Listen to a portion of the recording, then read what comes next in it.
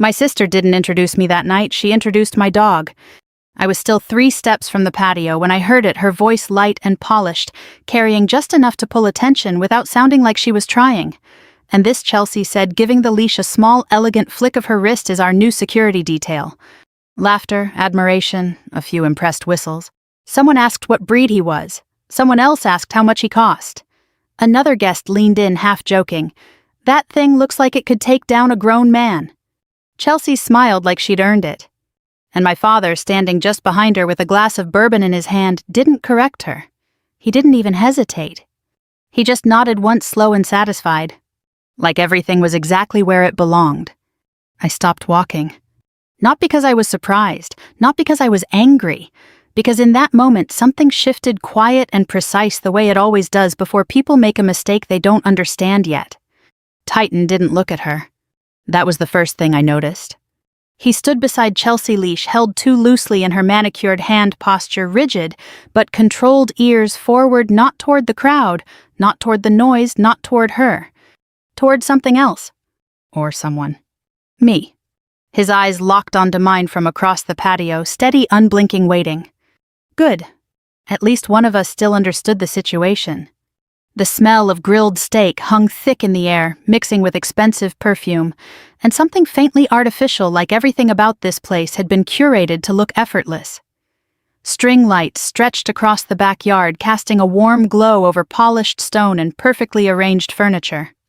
Champagne flutes clinked softly as people moved through the space, smiling, performing, pretending. Chelsea thrived in places like this. She always had. If something could be displayed, she would display it. If something looked valuable, she would claim it. Growing up, it had been smaller things, my clothes, my books, my friends. Later, it was bigger, my time, my space, my silence. Now it was my dog. Or at least that's what everyone here thought. I stepped forward again, slow, measured, not rushing to correct anything. Not yet. Where'd you get him? A man in a tailored navy suit asked, crouching slightly to get a closer look at Titan. Chelsea didn't miss a beat. We just brought him in, she said smoothly. Private training, top tier, Bradley insisted. Bradley, her husband, stood a few feet away, nodding like he'd been part of the decision from the start. He didn't look at me when I approached. He didn't need to. People like him rarely look at what they think they've already assessed. That's a Belgian Malinois, right? Another guest added. Yeah, Bradley answered this time, stepping in, voice confident. Best there is. Titan didn't react. No tail wag, no curiosity, no engagement. Just that same stillness, that same focus. On me.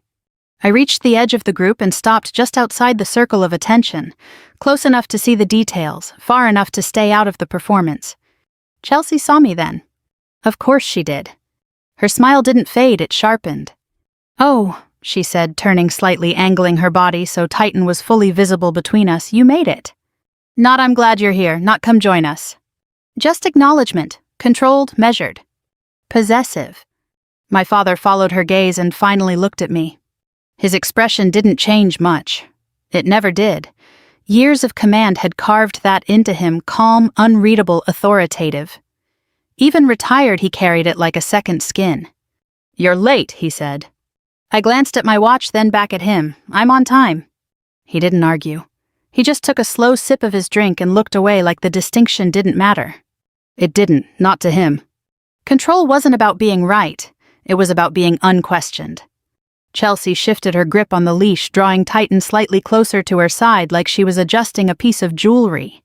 Everyone's been asking about him, she continued, voice light, almost playful. He's been a hit.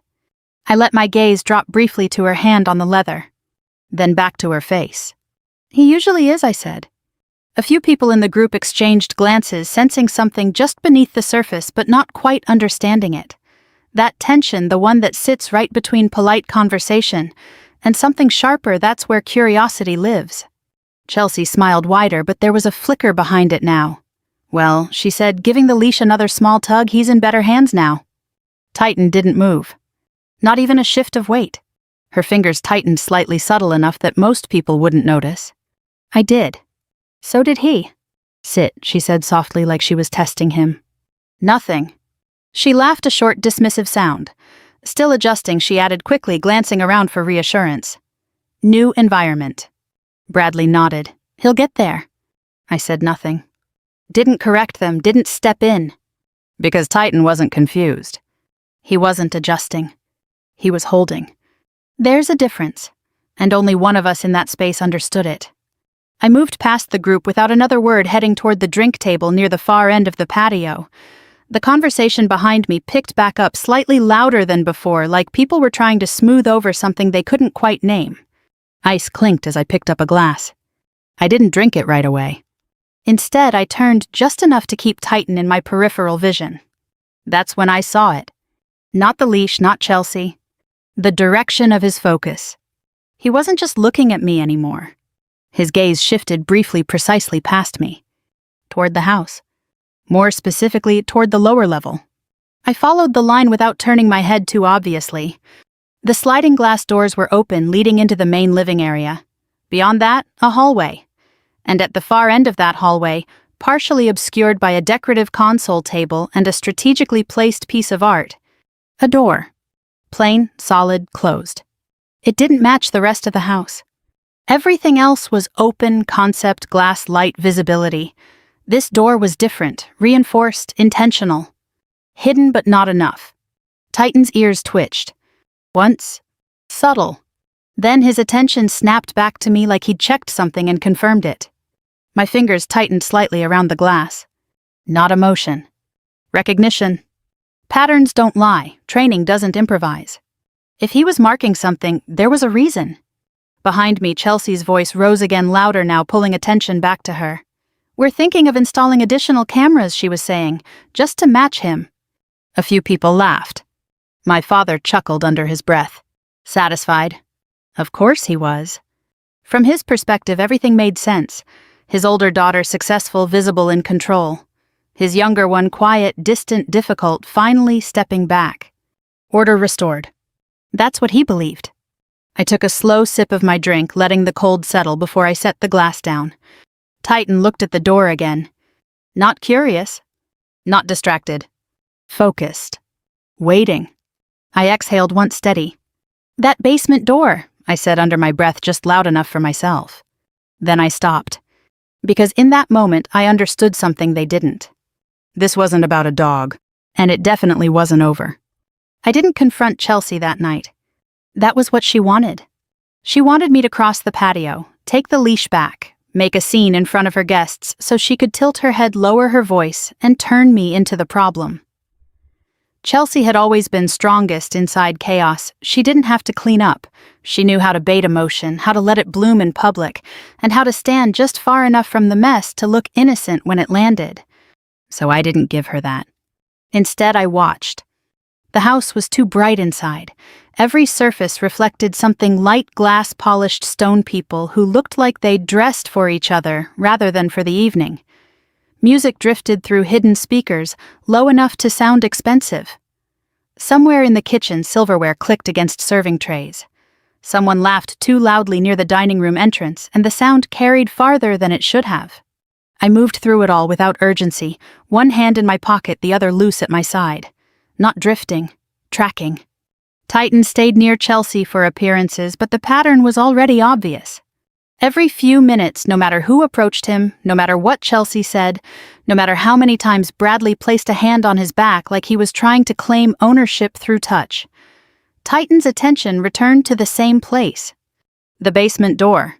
Not the hallway in general, not the lower level, the door itself.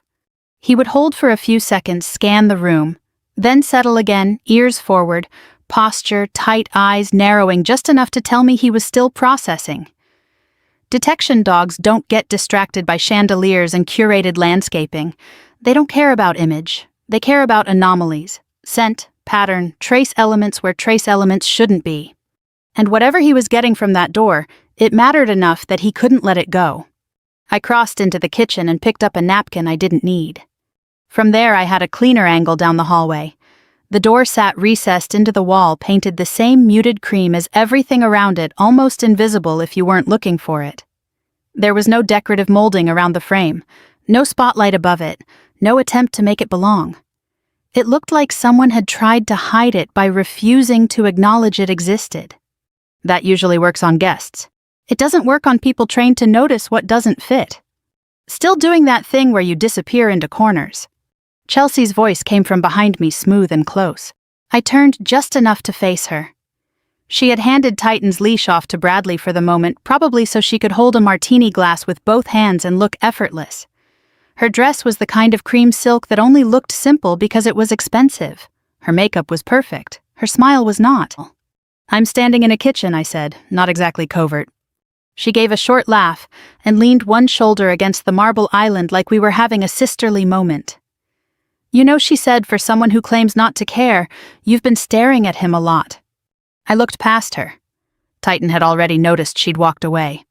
Not because he cared, because the leash had changed hands. He adjusted once, then looked right past Bradley's leg and down the hall again. "I'm making sure he's comfortable," I said. Chelsea's eyes narrowed very slightly. "He looks comfortable to me." "No," I said, "he looks alert." She took a sip from her glass and set it down with exaggerated calm. "You always did this." "Did what?" "Talk like everyone else is stupid." I almost smiled. That line was old, familiar. Chelsea used it whenever she sensed she was outside her depth but didn't want to admit it. Growing up, it had been math homework, college applications, car repairs, anything I understood that she didn't. She treated competence like arrogance if it wasn't hers. "I didn't say anyone was stupid," I said. "You didn't have to." She tipped her chin, slightly studying me. "You know Dad was worried about you coming tonight." There it was. Not direct enough to challenge, just enough to poison the air. I didn't respond, so she continued. "He said big crowds haven't exactly been your thing since—" She let the sentence trail off soft enough to imply concern, loud enough to be heard by the two guests near the pantry. "Since deployment. Since the thing people like Chelsea referenced without understanding because trauma sounded useful when she needed a social advantage." I held her gaze. "Interesting. What is?" "That you think pretending to care makes that less ugly." Her expression changed for a second. Not anger, not yet. Something tighter.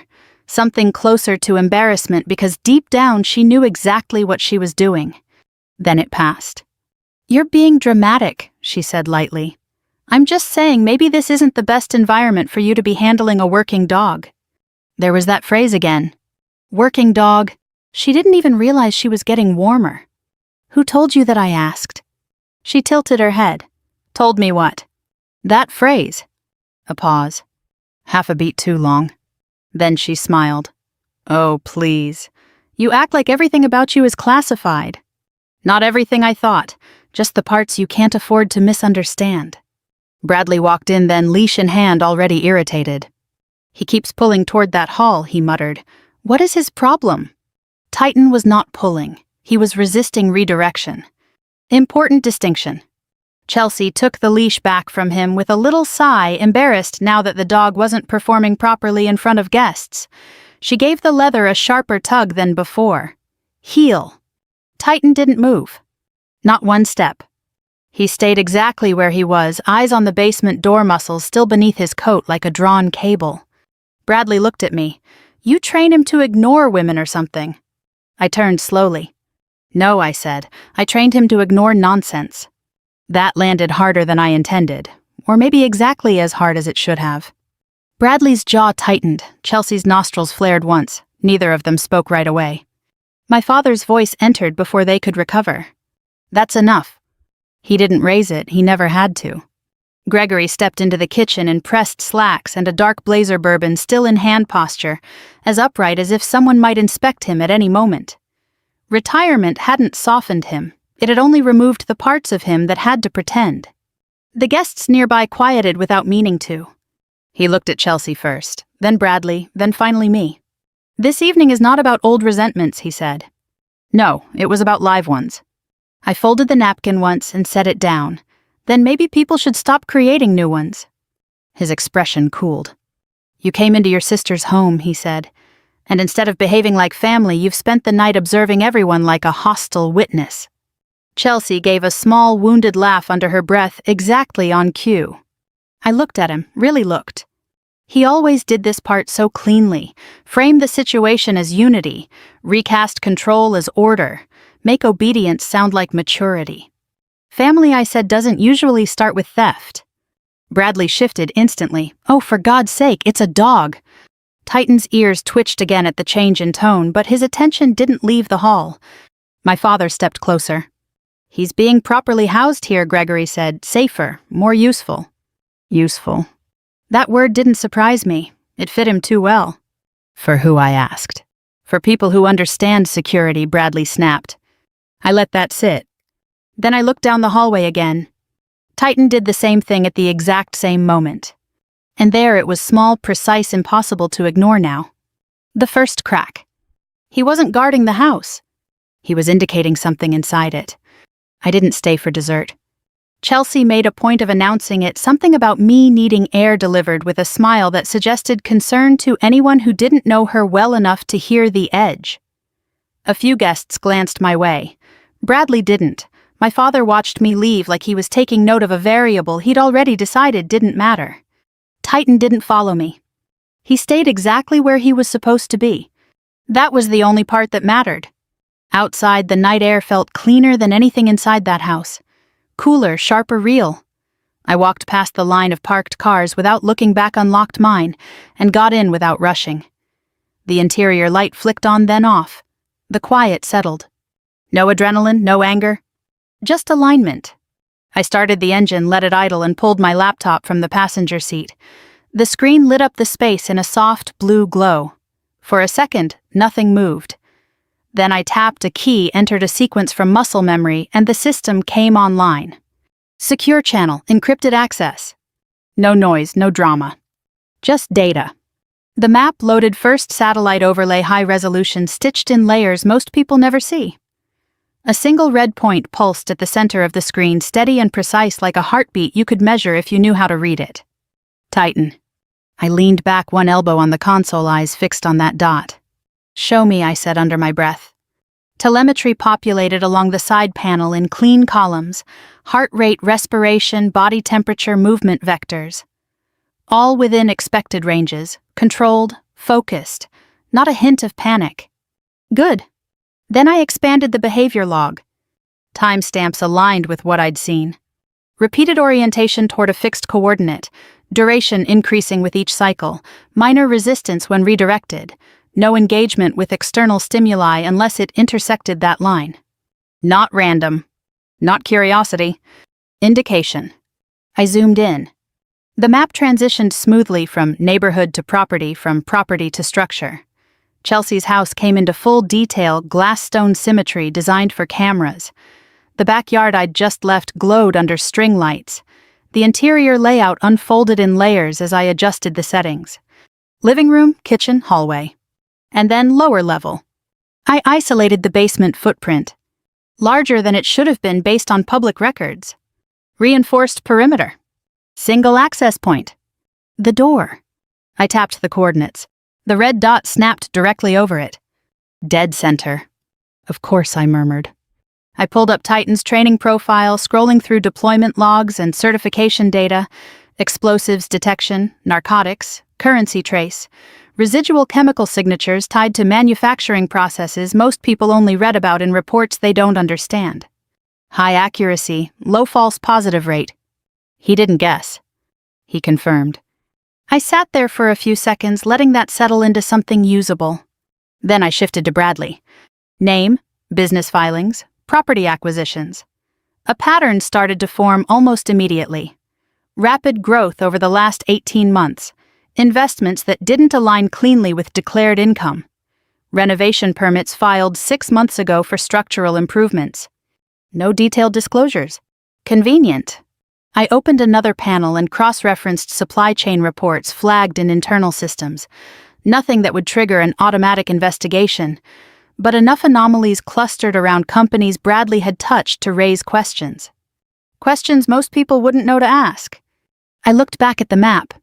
The red dot pulsed again, steady. Then it spiked. Not dramatically, not enough for a civilian to notice. Enough for me. Heart rate elevated 140, then stabilizing. I leaned forward. "Talk to me," I said quietly. The behavioral overlay shifted. Alert mode active. That didn't happen because of a loud noise. It didn't happen because someone tugged the leash too hard or raised their voice. Titan had been through environments that would break most people without flinching. Alert mode meant one thing. He had confirmed a target. I exhaled slowly, setting the laptop on the center console so I could see everything at once. Okay, I said. Now we're not guessing. I pulled up the environmental correlation chart, matching his current response pattern against training scenarios. Explosives possible. Narcotics possible. Large quantities of currency highly likely. That last one made me pause. Not because it was surprising. Because it fit. I zoomed further into the basement layout, isolating the exact position of the dot. Not near the door, not along a wall. Centered. Whatever was down there, it wasn't small. It wasn't something you tucked into a corner and forgot about. It was stored. Deliberately. I leaned back again, letting the pieces align without forcing them. Chelsea dragging Titan around the house, trying to make him perform. Titan ignoring her, returning to the same point.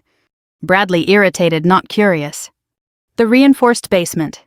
The undisclosed renovations. The money that didn't quite add up. My jaw tightened just enough to register the shift. You didn't need a guard dog, I said quietly, looking at the screen. You needed a sensor. I opened a secure note and started logging. Time, location, behavioral markers, environmental triggers. No assumptions. Just facts. That's how cases are built. Titan's vitals stabilized again, settling into a steady rhythm that told me everything I needed to know. He had found something. And now he was holding. Waiting. Exactly as trained. I checked the time. Late enough that most of the neighborhood had gone quiet. Lights dimmed, movement minimal. Inside the house, the party would still be going music conversation, Chelsea smiling through whatever cracks were starting to show. They would think this was contained. A family disagreement. A dog. They always thought that. I closed the Bradley file and opened a different channel, restricted internal, not something you accessed unless you were prepared to follow through. My cursor hovered for a second. Not hesitation. Timing. There's a difference between reacting and deciding. Reacting is fast, emotional, predictable. Deciding is deliberate. Final. I thought about my father standing in that kitchen talking about proper use. About Chelsea calling Titan defective because he wouldn't perform for her guests. About Bradley asking if he was trained like it was a feature you could toggle on and off. They had no idea what they were standing next to. No idea what they'd taken. No idea what they'd just exposed. I typed a single line into the log. Potential illegal storage, confirmation pending, asset in position. Then I saved it. Not submitted. Not yet. Observation first, confirmation second, action third. Always in that order. The red dot blinked again, steady as ever. I reached over, shut the laptop halfway, leaving the system in standby. Not off, never off. Just watching. I stepped out of the car, closed the door softly, and took one last look at the house. From the outside, it was perfect. Clean lines, soft lighting, expensive silence. From the inside, it was something else entirely. You really walked into this one, I said under my breath. Not to them. To the situation. Because this was the part people never saw coming. They thought they had taken something from me. What they had actually done was move a trained federal asset directly into the center of whatever they were hiding. I got back into the car, put it in drive, and pulled away from the curb without looking back. No urgency. No hesitation. Because the next move wasn't mine. It was theirs. And I already knew exactly where it would lead. 2 nights later, Chelsea hosted another event. Bigger, louder, more deliberate. Not a backyard gathering this time, a formal charity gala at a private military venue just outside the city. The kind of place where rank still meant something, where uniforms weren't costumes, and where people paid attention to details whether they admitted it or not. It was a calculated move. After the tension at her house, she needed a reset, a stage where she controlled the narrative again, where she could present the same image, polished, elevated, untouchable, and erase any doubt that might have slipped through the cracks. And of course, she brought Titan. I arrived late on purpose. The hall was already full when I stepped inside. Crystal chandeliers cast clean white light over polished floors and dark suits. Conversations layered over each other in controlled tones, measured, practiced, the kind of noise that comes from people used to being listened to. Chelsea stood near the center of it all. Exactly where she wanted to be. Her dress this time was darker midnight blue, structured sharp. Bradley stood beside her, one hand casually resting in his pocket, the other holding a glass he hadn't touched, and at her side, framed perfectly for anyone looking her way, Titan. The leash she'd chosen tonight was thinner, decorative, almost jewelry. A mistake. From a distance, it worked. He looked exactly like what she wanted, a disciplined, expensive, intimidating presence. Guests approached, commented, admired. She laughed, nodded, accepted it all like it belonged to her. But up close, nothing about him matched the story she was telling. His posture was wrong for a pet, too precise, too efficient. His eyes didn't wander, didn't soften, didn't engage. He was scanning. Chelsea didn't notice. She never did. Security upgrade, she was saying as I approached within earshot, her voice light, confident. We figured it was time. A man in a dress uniform studied Titan more carefully than the others. That's not just a guard dog, he said almost to himself. Chelsea smiled. He's still adjusting, she replied. A little stubborn, but we'll fix that. You don't fix training like his. You either understand it, or it exposes you. I stopped about 15 feet away. Far enough to avoid triggering anything prematurely, close enough to matter. Titan saw me instantly. It wasn't dramatic. No sudden movement. Just a shift, subtle, precise, unmistakable if you knew what to look for. His focus snapped into alignment, locking onto me like a compass finding north. Chelsea felt it before she understood it. Her hand tightened on the leash. She glanced down confused, then followed his line of sight. Her eyes landed on me, and everything changed. Not slowly, not gracefully, immediately. Oh my God, she said loud enough to cut through the surrounding conversations. There she is. Heads turned. Of course they did. That's my sister. She continued, stepping slightly forward, placing herself between me and the nearest group like she was managing a situation. She's been trying to take my dog all week. The words landed exactly how she intended, simple, clean, believable to anyone who didn't have context.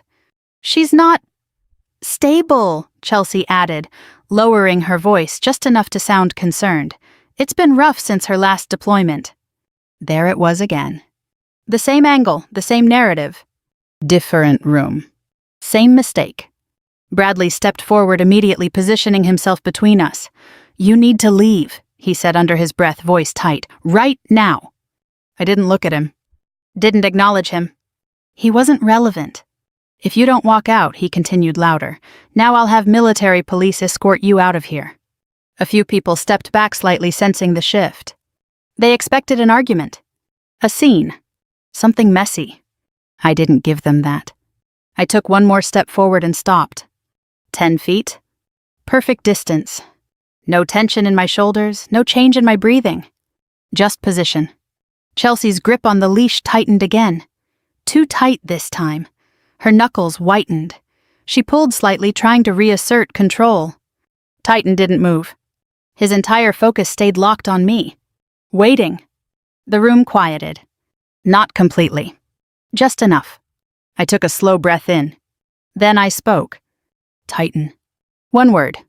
Clear, controlled, not loud. The kind of command that doesn't belong in a room like this. A fraction of a second passed. Then the second command followed.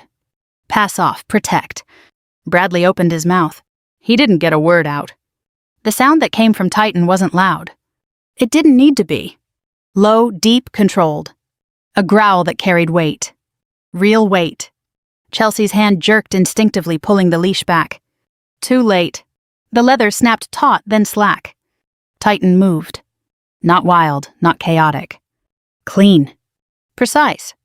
He crossed the distance in a single controlled burst and stopped directly in front of me, placing his body between me and them. Not touching me, not leaning. Blocking. That's what protect looks like. His posture shifted completely, muscles engaged, head low, eyes locked forward. On Chelsea. On Bradley. The growl deepened. Chelsea screamed. Not the kind of scream you rehearse. The real kind. She stumbled backward, heels slipping against the polished forearms, flailing for balance that wasn't there. She hit the ground hard, the leash still wrapped loosely around her wrist. Bradley froze. Mid-step. Mid-thought. This wasn't a situation he could talk his way out of. "Control your dog," he snapped, but his voice cracked halfway through. I didn't move. Didn't respond. Because Titan wasn't out of control. He was exactly where he was supposed to be. "Shoot it!" Gregory's voice cut through the room, sharp, authoritative, automatic. "That animal is dangerous. Shoot it." The word echoed. For a split second, no one moved. Then boots hit the floor. Fast, coordinated. Military police moved in from both sides of the hall, weapons raised, formation tight. Chelsea looked up from the floor, relief flashing across her face. This was her version of reality. Authority shows up. Authority fixes things. She clutched the loose end of the leash like it still meant something. "Do something," she cried. "That thing attacked me." Titan didn't even glance at her. The MP unit closed in. 1 step, 2, 3. Then they stopped. Not because of Titan. Because of me. The officer in front lowered his weapon first. He looked at Titan. Then at me. Then he straightened. His hand came up in a clean, precise salute. "Area secured, Agent." Silence. Not the quiet from before. Something heavier. Confusion rippled through the room like a delayed reaction. Gregory blinked once as if he'd misheard. "What are you doing?" he demanded. "I said shoot the dog." No one moved. No one even looked at him. The rest of the unit followed the officer's lead, lowering their weapons in unison, not relaxed, just redirected.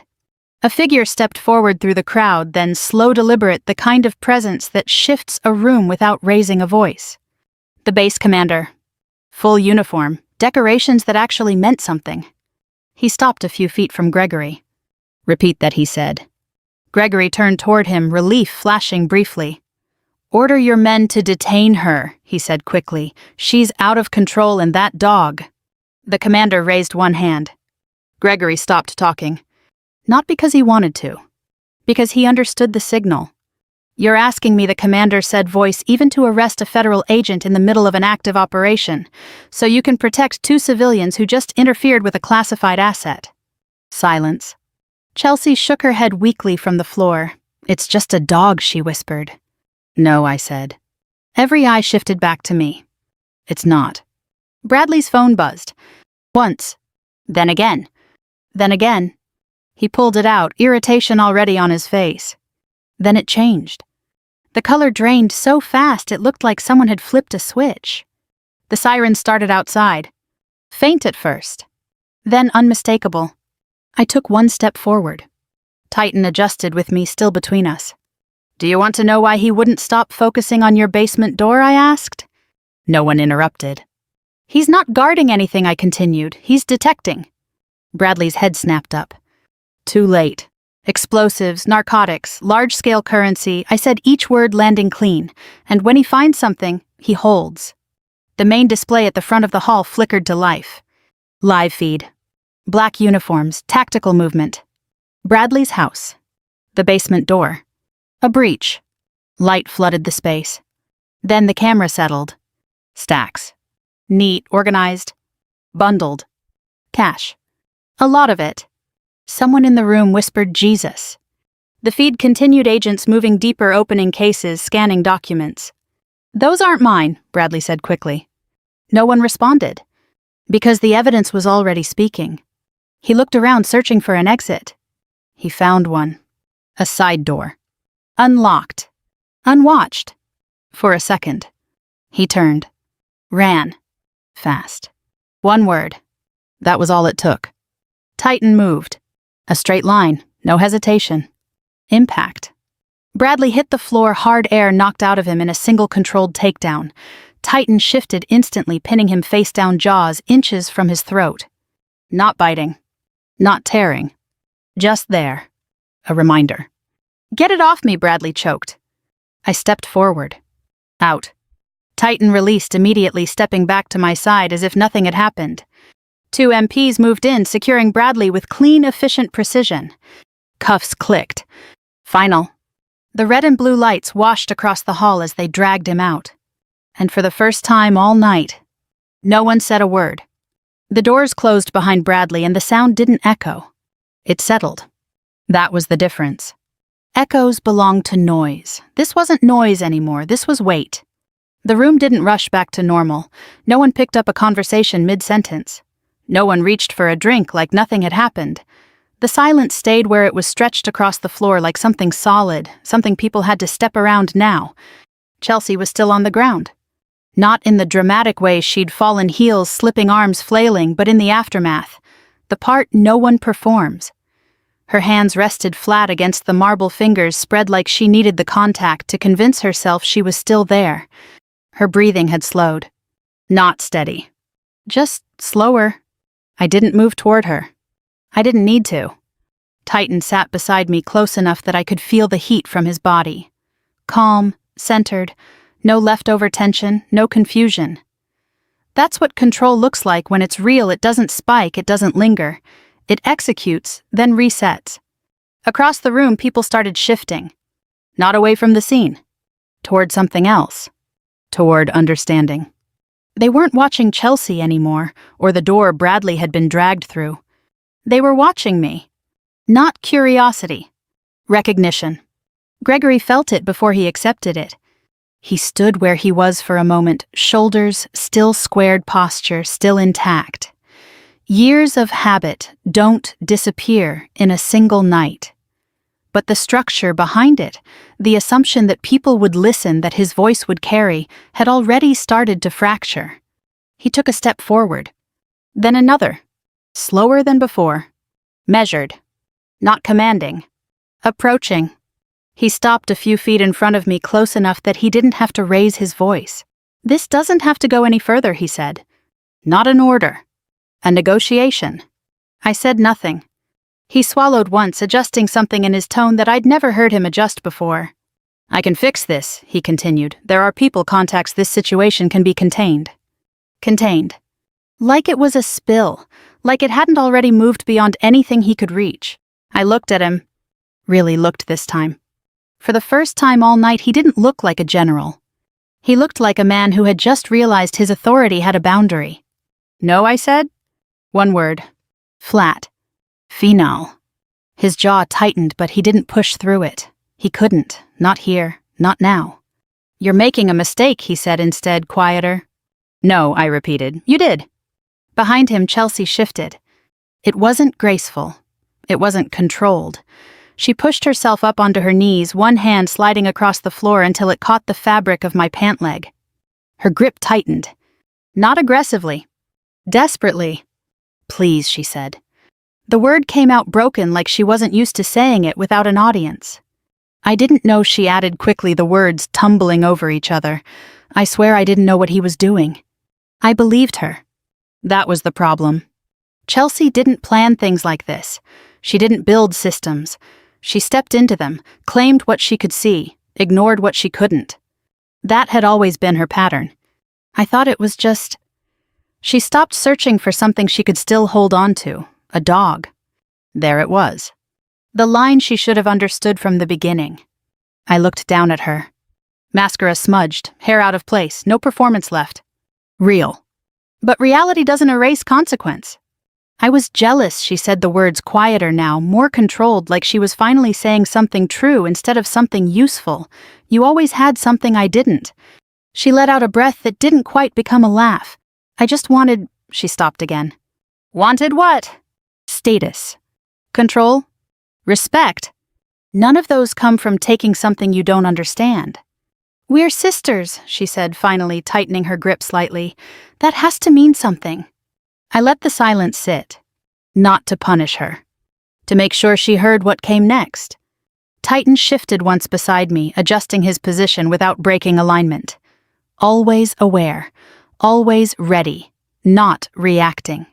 Waiting. "You took Titan," I said, my voice calm, steady, "because you thought I was weak." Chelsea shook her head immediately. "No, I didn't." "Yes, you did." She stopped. "Because we both knew it was true." "And you thought he was something you could show off," I continued. "Something you could control." Her grip loosened. "Not by choice. By realization." "He's not," I said. I paused just long enough for it to land. "He's a soldier." No one in the room moved. No one spoke. "And I'm his handler," I added, his command. I lifted my gaze to Gregory, then back to her.